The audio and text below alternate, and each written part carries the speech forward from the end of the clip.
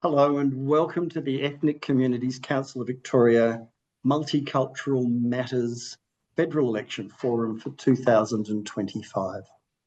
I'm Jon Faine and I used to be someone at the ABC, but now it's my absolute privilege and honour to be invited by the ECCV to host this all-important forum on a topic that's barely been mentioned during this entire election campaign. So it's very timely that some of these things are put onto the agenda. I first of all start off by acknowledging that we're on the lands of the Wurundjeri people of the Kulin Nation, and I pay my respects to their elders, past, present and emerging, and also express on a personal note my frustration at the outcome of the Voice referendum and my hope that I live long enough to see somehow that damage repaired. But that's a different forum for a different day for a different organisation. ECCV has convened a panel of experts to look at everything to do with multiculturalism in this election campaign. Migration, of course, racism, housing, and other hot-button issues for multi-faith and multi-ethnic communities. It's astonishing how narrow and how performative this campaign has been. It seems that, in particular, not just mainstream, but other media are obsessed with some of the gotcha moments rather than the opportunities for reform, genuine reform and progress that are usually offered and can be then analysed during an election campaign as we look hopefully through the windscreen to the future rather than the rear vision mirror to the past. But there's plenty of time after all. Some people won't vote until Saturday, although as we now know, something like a third and maybe even more of all people will vote before Saturday and pass up their opportunity for a barbecue, a sausage, an election sausage and all the rest of it. There's so many issues though that have barely been mentioned in this campaign and hence the need to try to raise them through a forum like this one. I'll introduce our distinguished speakers in just a moment. There's been a drift, as we've noted, everywhere away from the two major parties. This could be an election that sees an end to the duopoly. It's an election that will determine the future of the Greens, because for many years they have made many promises, and we'll see this time round whether or not the new cohort of younger voters coming through put the Greens agenda first. And it's interesting on that to note that the Greens no longer campaign on climate change as their number one priority, but housing and cost of living has also been their number one concern too. It's been interesting that the Liberals have reversed a long-standing position of putting one nation last, and instead they've done a deal with Pauline Hanson's party, as she seems to be surging in the polls according to the different pre-poll opinion polls that have been held. And it's interesting to see, of course, whether that and Clive Palmer, whether those votes, if it's true that they're up around 8-9%, that they flow through all of them as preferences to the Liberal Party, and we'll see what effect that has. Disruptions by far-right agitators have perhaps given them what they want, which is far more attention than they deserve, but it certainly led to a focus on that. And the unprecedented controversy and disharmony in the community over Israel versus Gaza and the Palestinians has led to a rise of new political parties, which are Muslim Vote Matters, and certainly in various seats in suburban Sydney and Melbourne, it will be fascinating to see whether or not that concern in the community translates into votes for parties that are on those themes. This is a non-partisan event, and ECCV is a non-partisan organisation. So no more editorialising from me, but instead I'll introduce the panel. And I'm not going to read out their long biographies because if I did, we wouldn't have time for much else. That's how distinguished they are. But just in brief, Professor Fethi Mansouri is the director of the Alfred Deakin Institute for Citizenship and Globalisation at Deakin University. Farah is the CEO of the Ethnic Communities Council of Victoria, and Brendan Coates is a distinguished economist from the Grattan Institute. The format's very simple. I'll invite them each to speak briefly. I'll ask them a few questions, then we'll get them talking to each other, and we invite your questions too, and you can submit them through the Q&A function. We've got a few that have been sent in already. Please feel free to add more to them. But Fethi, on myth-busting on migration numbers, which has been a huge issue in this campaign, please take it away. Thank you very much, Jon, and thank you to the Ethnic Communities Council of Victoria for hosting this very important panel. I, like you, would like to acknowledge also that I am joining you from the land of the Wurundjeri people and pay my respects to the elders past and present, and hope also that one day we will land on that magical notion of reconciliation and acknowledgement of people, First Nations people.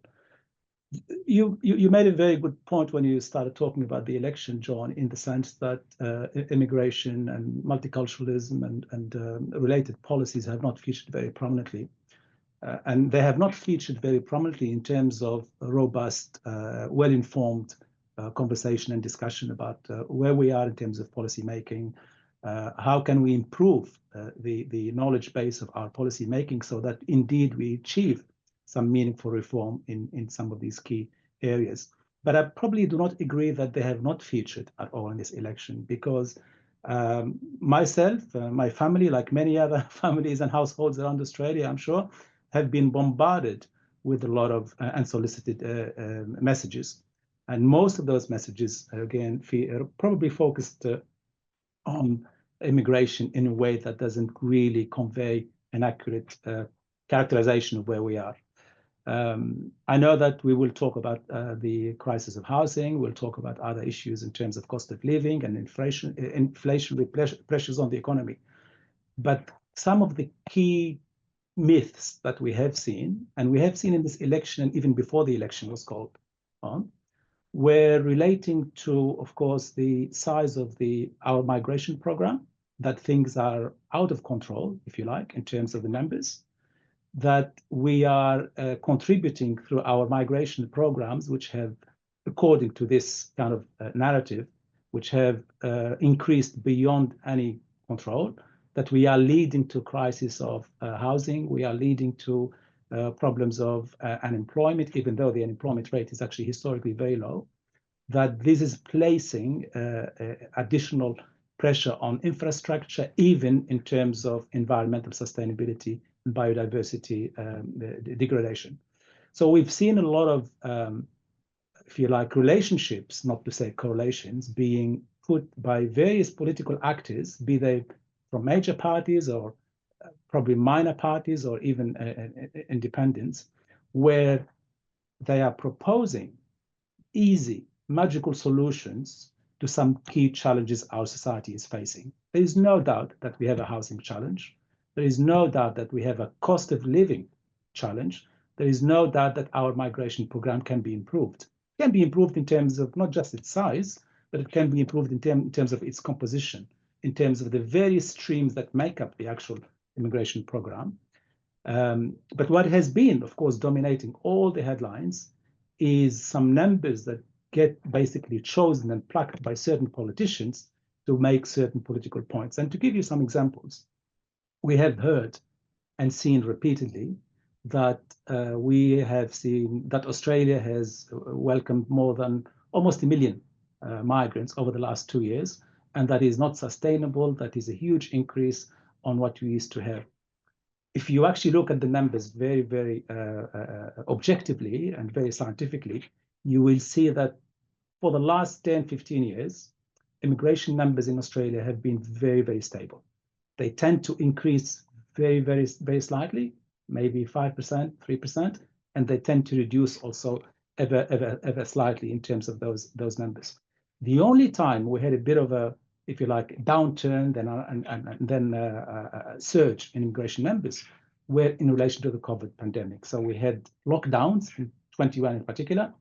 Then we lifted the lockdown and we opened the borders in early in 2022. And that 2-year period coincided with a significant downturn and then what seems to be a significant upsurge in numbers. Now go back forward 1 year later and the numbers seem to have stabilized and gone back to pre-pandemic levels, basically. But the other figure that gets always quoted out of context by politicians who want to make certain claims and who want to perhaps justify or explain certain crises in relation to migration is the overall number. And even when we look at the overall number, you will find that out of those 400,000 plus arrivals in Australia, the great majority of those numbers actually are not permanent migrants. They are what we call temporary entrants. So they are international students, holiday makers, they are other people on temporary visas. So the numbers of permanent migrants actually makes almost 20-25% of the whole number of people who are coming into Australia every single year. So by and large, and this is all migration, social scientists would tell you this, by and large, Australia has managed to maintain a very stable immigration program, one that included in it different components and different streams to really cater for different needs, not only within the Australian economy in terms of labor shortages, but also in relation to other commitments and other obligations that we have. So that's a small humanitarian program. That's also a family reunion component, which remains fairly stable. And all in all, it is really not very helpful to any kind of public discussion about a key area of public policy making, that we quote numbers out of context to make a particular political point. And of course, if you want to do that, immigration is a fertile ground. You can actually quote any kind of numbers you want to make any kind of political point you want to make. So it is not, just to sum up, it is not really the driver of housing crisis. It might be one of the contributing factors, but it's not the key driver. It is not a key driver of cost of living. Migrants, and many studies have shown this, actually make a net positive impact and contribution to the economic cycle. Okay, so if Peter Dutton, that's just because he's the one pushing this particular barrow, says he's going to dramatically cut migration, but he's not going to touch the family reunion and the parenting program. He's going to protect farm workers and the Pacifica program. He's going to keep skilled migration because there's capacity constraints in nursing, the caring economy, tradies and the like. Where do these cuts come? That is exactly what's been happening recently, John, that initially there was a huge announcement in terms of cutting the immigration program by 25% and then cutting the net overseas migration by 100,000 places. And then we've heard recently many senior politicians from within the coalition come back and rule out certain areas, certain streams of the migration program. Why? Because their own constituencies were telling them that cutting, for instance, a family reunion component, we really hurt a lot of Australian citizens who are here, who are wanting to bring parents or other members of their families, and that, for instance, working holiday makers, that if you cut that particular stream of temporary entrants, that will also impact the number of farmers and agricultural activities that rely on season workers to actually produce the products that they produce. So, but that's a symptom, John, of a lack of consideration in making policy that is based on, if you like, a vision where you really have a reform to improve a particular sector, a key sector in Australia, which is, of course, immigration, that contributes to GDP, that contributes to productivity, that sustains the social fabric of Australia, of course, but also drives prosperity. Because without migration, actually, even our population will start to decrease. It drives growth, doesn't it? Yeah. Yeah. We'll come to Brendan on the economics of this later on. So if we're talking about myth busting and we're talking about migration numbers, the effect of saying you're going to drive these cuts at the same time as you're announcing that you're reversing a long-standing prohibition on preferencing one nation, who, if anything, is their brand, it's about anti-migration. Do you connect the two, or is that just too crass and too coarse a transaction? Yeah, I think there's no, I mean, we've seen this not only in Australia, but we've seen it in other jurisdictions around the world where there were recent elections, and we've seen how the immigration card was played.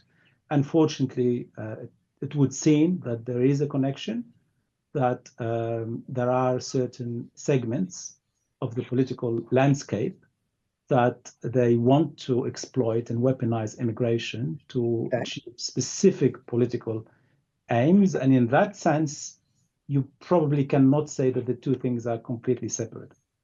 Then let's flip it the other way. There's not been a strong advocacy for migration and multiculturalism from the Labor Party either.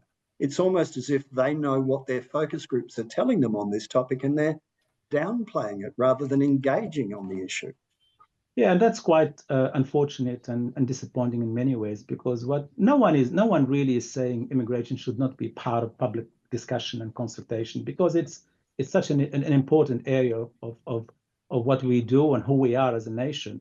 But what we're really wanting to see is real, if you like, progress being made to improve immigration as a system, real progress being made to understand the impact of certain streams of the immigration program on society and the economy, and also to make sure that we don't become a country that is really inward looking, that we are only interested in what we think is going to serve our immediate needs. Okay. So yeah, I think the debate definitely could have been handled much better.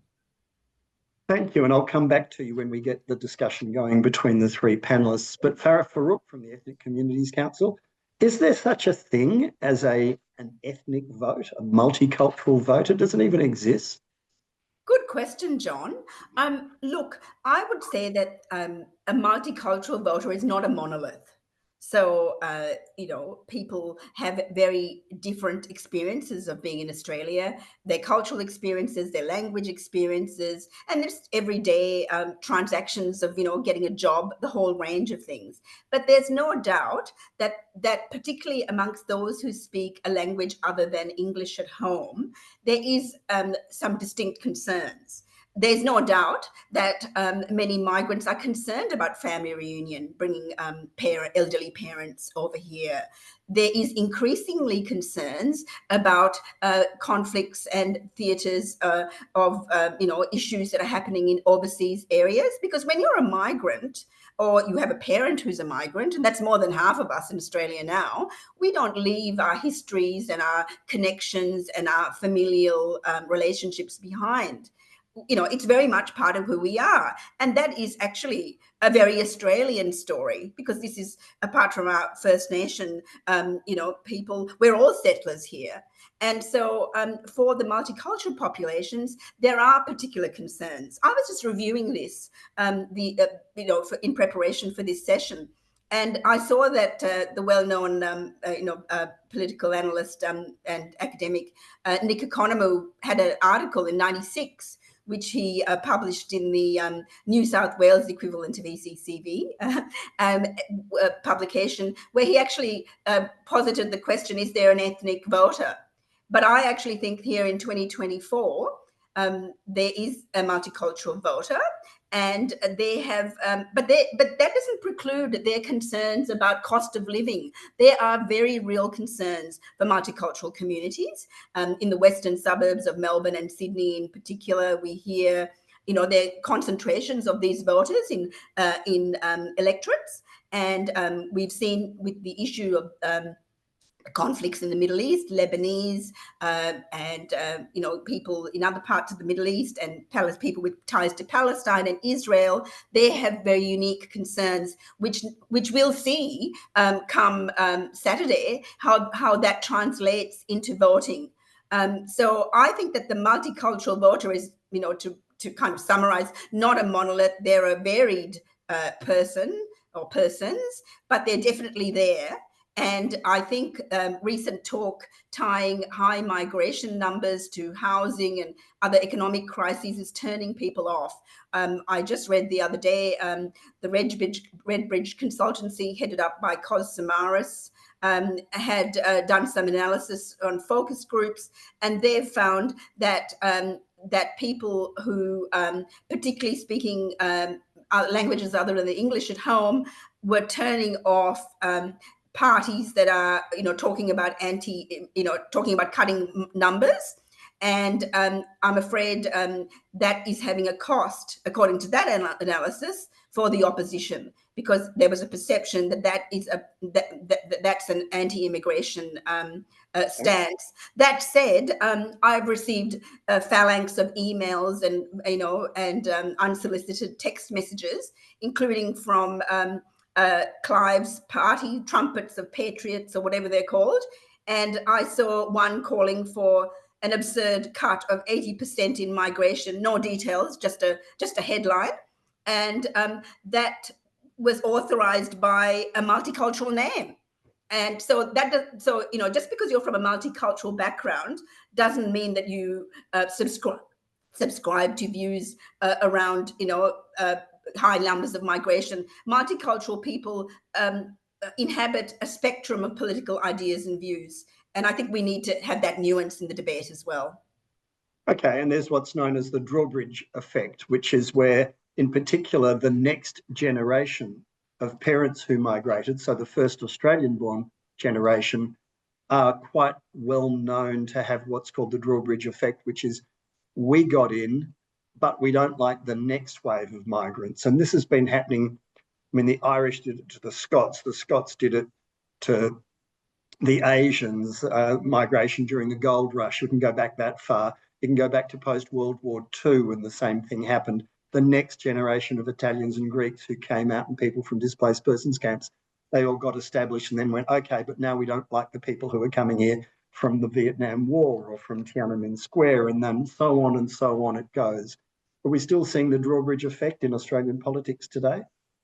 I like to avoid stereotypes. So I would like to say that that might be the case for some, but those who are members of ECCV, and I want to give a plug there, we look at intercultural dialogue, and some of the greatest supporters of our new and emerging communities are some of our older communities as well. But there's no doubt that we've seen played through successive elections issues around alleged crime by certain groups, which actually aren't necessarily at all substantiated by facts. So there has been some damaging rhetoric, which of course we know in the area of global misinformation and the age of Trump, has sway. So we are living in an age of extraordinary information, hyper local. So election contests are so very local. There's so much going on, and the average voter is often confused about, what to believe. And as you mentioned, hyperlocal, and certainly for Western Sydney and northern suburban Melbourne, where there's heavy concentrations of voters who are from a Muslim and Arab background, and that's been a campaign in relation to the rights of Palestinians and the Gaza war has been making significant inroads. Likewise, you can go to seats with a high concentration of Jewish community voters in Sydney and Melbourne in particular, and there are hyperlocal campaigns there in relation to the rise in anti-Semitism.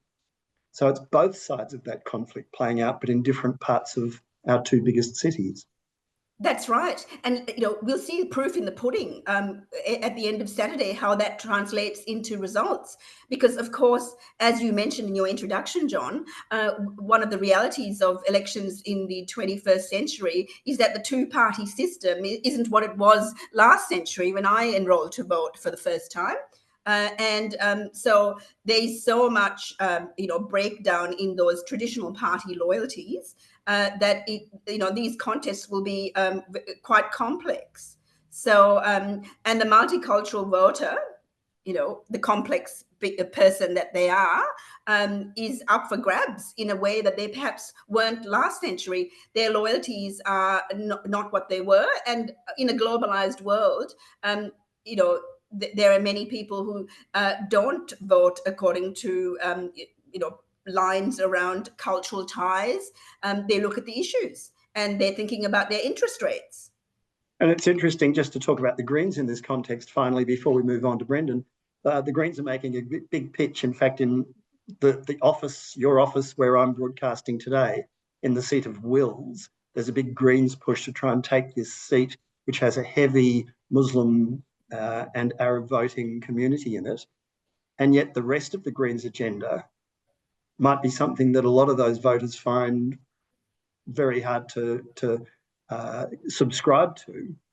And so they're going to be torn, and whether or not that in fact translates, whether the whole of the Greens agenda is taken into account or just their firm support to end the war and stop Israel from continuing its oppression in Palestine, that is going to be really interesting, and no one knows how that's going to go, do they?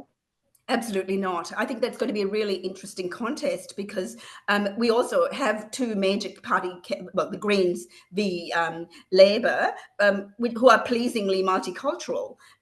so that Peter Khalil and Samantha Rutnam. So I think that from the perspective of our organisations, what we want to see is not only the issues represented, but also a greater diversity in the actual representatives in our Australian Parliament. And it does feel, as someone from a multicultural background myself, that we haven't, our multicultural communities are not reflected in parliaments to the extent that we would wish, and that we would expect in the times we're in. So that's a really interesting development.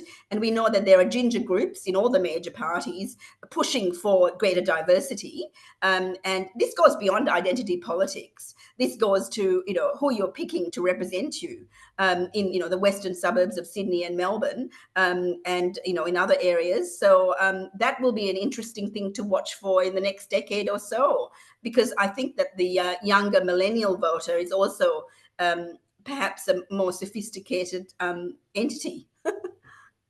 Thank you, Farah, and we'll come back to you as well after we've heard from Brendan Coates from the Grattan Institute. Is migration really intertwined with the housing crisis, which has been such a prominent issue in this campaign, Brendan? Thanks, John, and thanks to ECCV for the opportunity to be with you. Look, it's clearly a factor because migrants, like everyone else, need somewhere to live. And so the more we have demand for housing, then it will lead to then we'll see an increase in prices and rents. That said, it's clearly not the main driver of what's going on in our view right now. As Fethi pointed out, we've had a rebound in migration after the pandemic.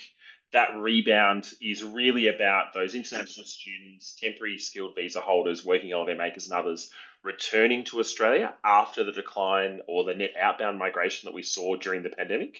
But even today, Australia's Australia's total resident population is below the trend we were on from 2015 to 2019. If you look at where we are today, we're just back to that trend now, and we're below the projections that we expected to be at in the 2019 budget as to where the Australia's population would be in 2024. What's pretty clear to us, John, is it clearly has an impact. About every 100,000 additional migrants probably raises rents and prices by 1%.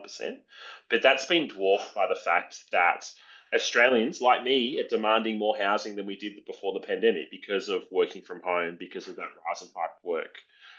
During the pandemic, we saw, in its aftermath, we saw average household size fall from 2.55 people per home to 2.48. Now, that sounds tiny, but you multiply that across all Australians, that's equivalent of an extra 275,000 extra homes that we needed to house the resident population of Australia, because I decided to have a home office. People moved out of share houses, people moved out of living with their parents because they were working more from home and wanting more space.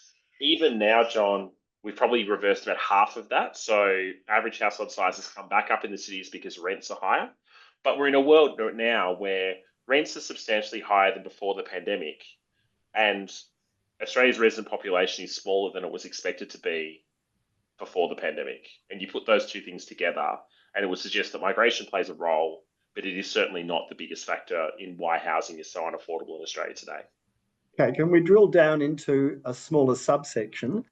Overseas students coming to study in Australia has been a major driver of the economy of most of our big cities, and a major industry now for Australia. Since we shut down the car industry and so on, we really are now a knowledge economy along with an extractive economy. So if you say you want to reduce, and both the major parties say they want to reduce overseas student numbers, does that have any benefit or any positive effect on the so-called housing crisis? It would mean less demand for housing, John. So at the margin, yes, it would make housing marginally cheaper. That is no doubt that that's true. So, we've done work in the past that suggests that the cuts that the coalition wants to make to permanent migration, which is the number of permanent visas offered each year, it's currently 185,000. They want to bring it down to 140,000 in years 1 and 2, then gradually raise it back up to 160. If they kept it at 160,000 mark over a decade, then over a decade you would see, rents and house prices about 2.5% lower. They've got a stronger commitment now, which is to reduce net overseas migration by 100,000. It's currently expected to be 260,000 next year. That would bring it to 160. that would be the lowest level of net overseas migration for the last 2 decades. It's hard to see how they actually achieve that. But if that was kept in place for a decade, then you would see rents fall by about 6%. So, but don't overseas students, by and large, not exclusively, but overwhelmingly, live in student accommodation, specifically targeting that demographic. And they're tiny, certainly in Brisbane, Sydney, Melbourne, maybe less so in Adelaide and Perth, but they are tiny little bed sits in high-rise towers that are adjacent to the campuses of the big universities. So there's a large share that do live in student accommodation, but certainly not all do. Certainly there's lots of students that live in share houses across, residential homes across Melbourne or other cities. And if those students weren't there, you'd probably see some of those homes be occupied by local students. But this is to say, John, that if you were to, the slowdown in migration that the coalition is calling for, it would have some impact on housing, but it would make us poorer at the same time. If we think about all the benefits migrants bring to the community, the fact that they are often skilled, if they're students, they're paying for their own education, that brings big benefits to our local universities, helping them pay for local research, then, our view would be reducing migration would make housing a bit cheaper, but it would certainly make us poorer as well. And that's a trade-off we can choose to make, but it's certainly probably not the one that I would choose to make. And what about the issue we touched on before about the capacity constraints in the economy, in particular in nursing and the caring economies and engineers and tradies? If we're going to build all these houses, and this came up in some of the leadership debates that we've seen on free-to-air and subscription television between Anthony Albanese and Peter Dutton, if you're going to have those capacity constraints because you're reducing the number of people coming in, or you're trying not to impact on engineers, for instance, or qualified tradies, doesn't that compound the problem rather than solve it? Certainly, John, the way that the coalition has framed its cuts, and you mentioned, and I think Fethi mentioned before, the various parts of the program that they've ruled out cutting. If you think about the permanent program, basically because they're going to leave the family program largely untouched, the humanitarian intake will come down a little bit. I think it's about 6,500 visas fewer each year. That means the bulk of the cuts, 35,000 people in the first year and a fewer in the subsequent years. That's all skilled migration. That is nurses, that is teachers, that is doctors. It's not that many of them are tradies at the moment. That's something we'd like to fix because our migration program doesn't naturally prioritise that cohort because we largely recruit permanent visa holders from our temporary visa holder population, and that's mainly tertiary educated students and working holiday makers. But certainly, yes, it has these flow-on costs. It could make it harder to attract and recruit people in those occupations you mentioned. And there's also another big factor, John, that's worth mentioning here, which is it would make our budget much weaker. So the typical skilled visa holder, someone who gets a permanent visa, they're in Australia from the moment that we grant them a permanent visa through the rest of their working lives. Over their lifetimes, a primary visa holder, skilled visa holder, contributes $250,000 more in today's dollars in taxes than they will draw in services over the rest of their lives, including the cost of infrastructure, including all of that. So if you give that up, that means Australians have to pay higher taxes for the services we enjoy because we're not getting these enormous benefits that we get from from the privilege of being an attractive place for people to want to come to Australia from the rest of the world. I'm going to come back to you on the economics, but let's just throw it around between the three of you. And then I've got quite a lot of questions we want to try and get through in fairly quick fashion as well. But Fethi, let's go back to where we started. What we've learned now, in particular with Brendan looking at the economics, that we're on a collision course between what is popular politically and what is good policy for Australia's future. How do we resolve that tension between politics and policy? Yeah, I think the challenge is and will always be that we want to approach some of these critical discussions we are having in relation to Australia's society and the economy and some of the challenges we are facing, not on the basis of simple reductionist, if you like, slogans. And we've seen a lot of those slogans recently, and that's probably why we are talking about these suggestions that some politicians are making. Rather, I think it would be much more beneficial mid to long term to really try to understand the impact of a key area of public policy like immigration can have on our society and economy, And notwithstanding the point that Brendan was making, which is, yes, of course, more people would necessarily need some form of housing. I think you really need to look at the net impact of migrants in all of their types and streams and compositions, if you like, on our society.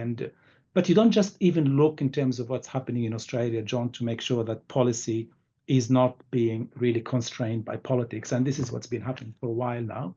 But you look at what's happening globally, and we are now, in addition to the old traditional migration nations, if you like, the Canadas and the New Zealands, and to an extent, to a large extent, the USA, we are now seeing that the demographic crisis that many societies are witnessing in Europe and Asia is making some of those traditional societies, which never been framed as immigration societies, now really competing very fiercely, very aggressively for the same kind of migrants that we used to take for granted here in Australia.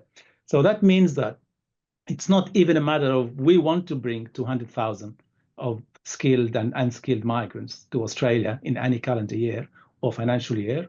It is now extremely difficult to compete with other jurisdictions like Canada, like Japan, like Italy, who are offering even more, if you like, benefits to those. And we've seen this phenomenon now. Many migrants come to Australia, in particular from India. They stay here for a number of years. They find it extremely difficult to, for instance, access family reunion. Do you know what they do? They pack up and move on to Canada. And we are seeing now other emerging societies, in particular in the Middle East, your UAEs and your Qatars and your, they are exceptionally good at attracting migrants, and they are competing with us for many of those skilled migrants. In Australia, the problem we have is we oversimplify some of these conversations to the point where we think the solution to housing is cutting migration numbers. And we say it so often, John, that the average citizen would think that is absolutely the magical pill that we need to take. Reduce migrants, you'll have cheaper housing. Reduce migrants, you'll have more better quality housing. And that is not actually true. And I'll give you an example why it's not true. We had lockdowns for 2 years almost, in particular in Melbourne here in Victoria. Do you think in those 2 years between 21 and 22, we had a reduction in rental cost? No. Actually, rental costs continue to increase in the same manner that has increased before, and it is increasing right now. And you can go back throughout history to see that the net impact of immigration on things like that is really minimal. It is there, but it's very, very minimal. And therefore, the solution to those problems is not to look at the numbers and try to play with the numbers, 5% here, 3% there. The solution is really to do what you were alluding to earlier. That is capacity constraints, which feed into supply. Fix the supply problem through fixing the capacity constraints we have in the economy, and then you will really deal with this problem mid to long term. Okay, we're going to get to questions, and if people have more questions, I've got quite a few, but feel free to send them in, and we'll try and squeeze as many of them into the Q&A as we possibly can before we finish at 1 o'clock. But Farah, picking up on what Fethi's been saying and the whole tone of this conversation, where is the advocacy for a bigger Australia, for a bigger migration program to take advantage of the global uncertainty, to put it mildly at the moment, and to pick up on, dare I call them, Trump refugees, Brexit refugees, people who are looking for somewhere else to go and make their future? And yet all our major political parties seem to be going, oh no, that's not us. We don't want to do that, not here. Where's the advocacy for a bigger Australia and more immigration? Well, John, I think that this forum is a start. Organisations like civil society organisations like ECCV, our sister organisation, the National Federation of Ethnic Communities Council of Australia, we want to be more present in these debates and speaking up, not just for multiculturalism, but migration, which has been actually the, rivers of gold, or whatever you want to say. I'm mixing up my metaphors, but, has been so important to build the modern nation of Australia. My parents, who are in their 80s, have recently interfaced with the aged care system due to frailties. And who is providing the care? extraordinary amount of carers, trained nurses, but now sort of doing local certifications, etc., from subcontinental and other Asian countries. Where would our aged care system be, our care economy more broadly, without these people? So I think there is an onus on organizations like ECCV, Fethi, and those are member organizations that number over 240 to speak up and make the case. And I hope with forums like this, we will be doing so. And our advocacy to politicians needs to be stronger and clearer, obviously, and that we don't want divisive narratives. We want a prosperous nation. A prosperous nation, as Brendan has very clearly outlined, that is built on migration and the contributions of migrants. So, Brendan, let's pick that up again. If it's sound policy to continue to build Australia's prosperity on growth and migration, why is the politics steering it in a different direction, do you think? I think, John, this happens anytime we find periods of high inflation or high housing costs. So housing's become a problem over a long period of time. But in recent years, it's become particularly worse. Rents have risen really sharply over the last 4 years. And you do see a sort of thermostatic opinion where in periods where costs are rising, and the same occurs when unemployment is high, we see typically lower support for migration than we do in other periods. I think it's clear, I think what our mission is, and I think what we'd like to see more from political leaders, is being really clear about, what the trade-offs are, what the benefits are. You've pointed to a cost that you think exists around housing. I would just push back a little bit on Fethi that we did see rents fall during the pandemic. It's just that once the borders reopened, then rents rose again. But we want to see a world where there are huge opportunities from getting the best and brightest to come to Australia. We are lucky that historically we have been an attractive location for migration. It has delivered enormous benefits to the Australian community. It does impose some costs, but that's a trade-off that on the whole has been worth making. Thank you. I'm going to get to questions, and there's a few that we've sort of already dealt with, and in particular, I just want to acknowledge them though, and unless one of you wants to jump in, both Chris and Trisna say, how do we translate the idea of multiculturalism, interculturalism, and cultural dialogue into policy, particularly when the current political dialogue is so reductionist, which I think is what we've just talked about. And Chris also says, wonderful to hear such sophisticated evidence-based discussion on this important issue. Evidence so old-fashioned, really, though. Chris, I mean, really, what does the panel think is needed to bring this reasoned debate discussion in the public sphere, if not for this election, then the next one? And I think we just dealt with that then. So I'll go to a question here from Thelma for you, Farah. Many migrants and refugees continue to face barriers such as language limitations, digital exclusion, and restricted access to clear political information, which makes their participation in our democracy difficult. How should we address these barriers to participation by recent arrivals into our democracy? Well, once you become a citizen, you're obliged to vote, and that's it's a unique feature of our democracy, which has sort of avoided some of the problems we've seen in, overseas democracies when there's a fight to get people to vote, and that can often marginalize migrants. So we've got some healthy kind of structural systems in place, but there's no doubt that there's a higher degree of informal voting in electorates with high migrant populations. And I note and applaud the Victorian Electoral Commission and the Australian Electoral Commission, because I know that this issue is on their radar. ECCV is actually a member of the Victorian Electoral Commission's sort of ongoing committees looking at these issues. I agree, the participation question and active participation and informed participation is very important. I don't have the answers, but I think that our communities, our civil society needs to be very active and more explainers. Look, I'm very keen, here at ECCV to host more explainer forums, etc. in the future. We have, with the state election, our regular forum. Look, it's an ongoing piece of work that it doesn't just fall on one group. it's all our responsibilities, because we need informed voters participating in our democratic system. We want to avoid the tyranny we're seeing in even some of our ostensibly democratic systems overseas. Okay, and a question, Fethi, for you from Con. From the 70s, 80s and 90s, from Whitlam to Fraser to Hawke Keating, successive PMs, Prime Ministers, put their personal stamp on Australian multicultural policy. Why has this not happened since? And I think we should acknowledge the recent death of Petro Georgiou as we answer this question. He was Malcolm Fraser's advisor and the architect of Fraser's multiculturalism policy, which really opened Australia up after the White Australia policy. He then became the Liberal Member of Parliament for Kooyong for many years, and he died just a few weeks ago. So, Fethi, why have we not seen Prime Ministers put their personal stamp on multiculturalism since those years of Hawke, Fraser, and even back to Whitlam?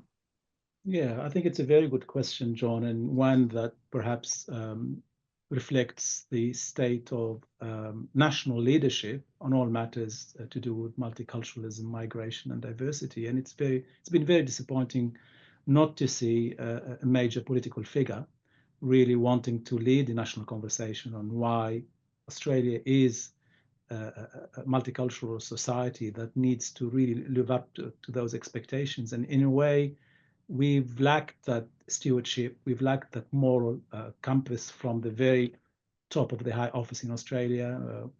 And that what that does really to a lot of these debates is whenever there's a crisis, people seem to flounder and to really go to the extreme edges of the Australian political spectrum, and that leads to if you like, in some cases, radicalization that leads to people embracing certain narratives and views which probably are not ones that the majority of our co-citizens would welcome. But I want to link that to the question that was asked of Farah earlier, because I think they really are, there's a lot of overlapping and interconnecting themes here, John, which is, in a way, multiculturalism in Australia has been ticking along. It's kind of a box ticking exercise. We tick along quite nicely, but we never really had the courage to say we want to really go deeper into this ideological, intellectual spectrum so that we realize the full spectrum of multiculturalism.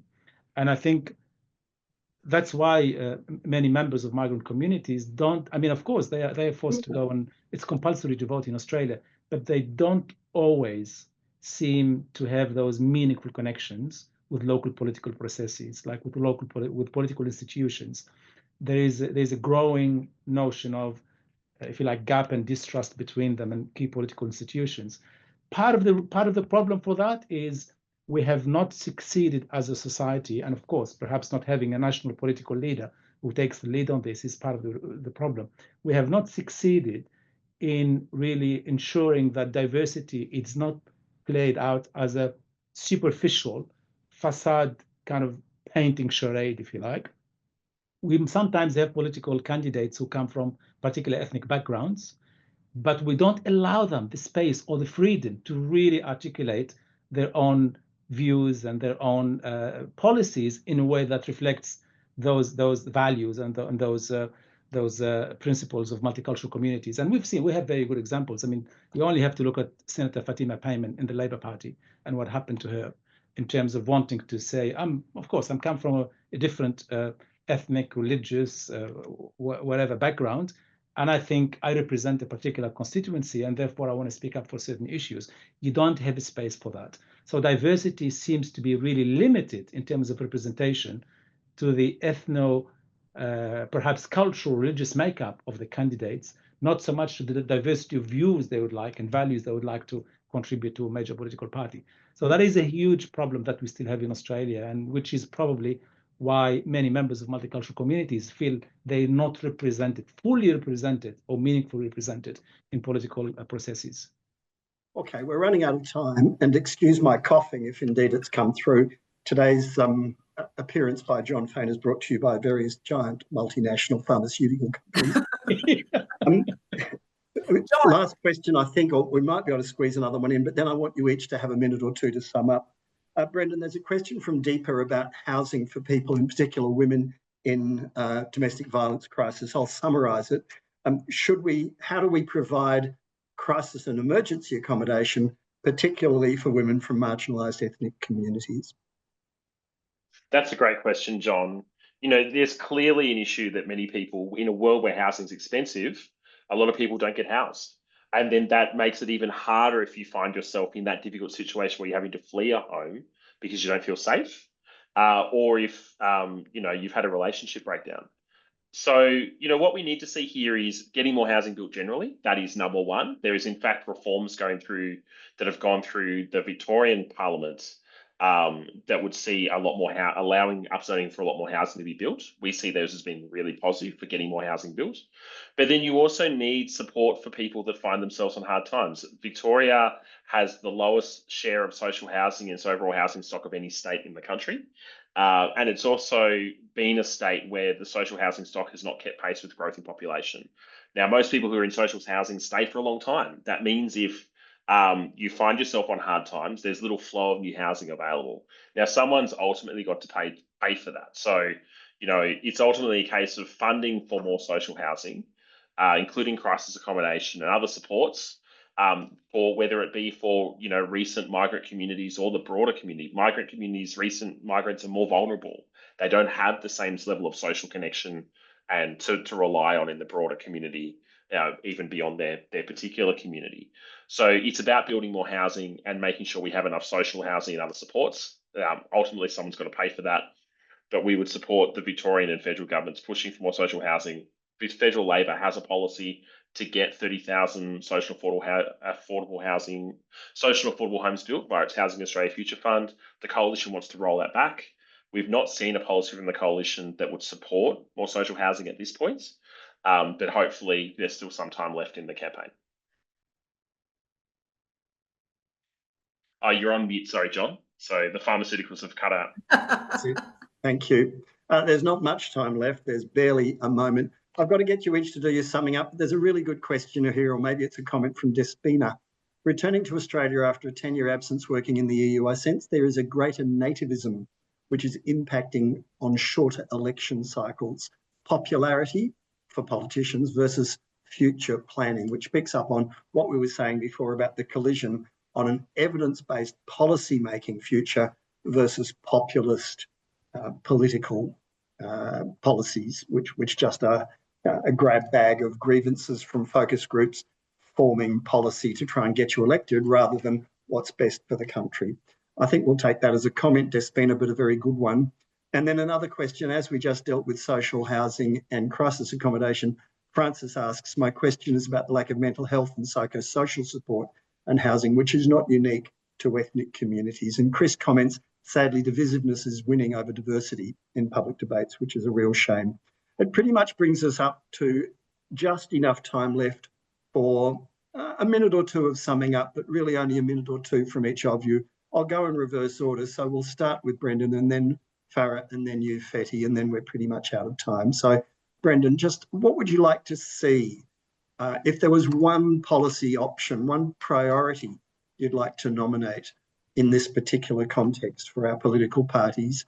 As you said, if it's not too late, what would that be? John, I'm going to focus on housing because I think that's the cause of a lot of the concern that then leads to concerns about migration, which is that we haven't built enough, and we haven't built enough because we don't allow a lot of denser housing forms where people most want to live in the, you know, inner and middle ring suburbs of our major cities. That's where prices and rents are highest. So that means allowing more of that housing to be built. There is clearly unmet demand for more townhouses and apartments. We see that in our work and in the prices of those housing forms where they have been built closer to the centres of our cities. So it's really upzoning at the state level, allowing more housing to be built, making it more affordable to build. I think that would have the biggest impact on housing affordability, and hopefully it would diffuse some of the conversations that we've been having in this election campaign around the role of migration housing as well.